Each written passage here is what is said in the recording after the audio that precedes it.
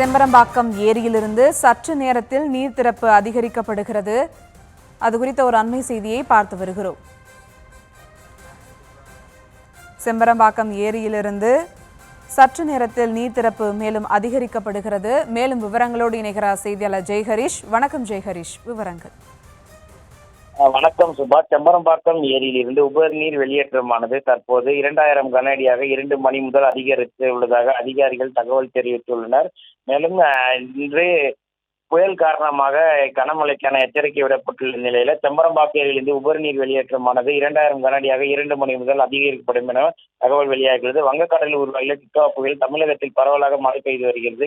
குறிப்பாக இதன் தாக்கம் தென் தமிழகம் டெல்டா மாவட்டங்களில் இருந்து சென்னை, காஞ்சிபுரம், செங்கல்பட்டு உள்ளிட்ட மாவட்டங்களில் கனமழை முதல் அதிக கனமழை வரை, அதாவது 20 சென்டிமீட்டர் வரை மழை இருக்கும் என வாய்ப்பு இருப்பதாக கூறப்பட்ட நிலையில இதனால் திருவள்ளூர், காஞ்சிபுரம் மாவட்டத்தில் நீர்நிலையில் இருந்து உபரிநீர் வெளியேற்றம் கூடுதலாக வெளியேற்றப்பட்டு வருகிறது. அதன்படி இன்று செம்பரம்பாக்கம் ஏரியிலிருந்து காலை 1200 கன அடி உபரிநீர் வெளியேற்றப்பட்ட நிலையில் தற்போது அது அதிகரிக்கப்பட்டு 2000 கன அடியாக உபரிநீரானது வெளியேற்றப்பட்டு வருகிறது.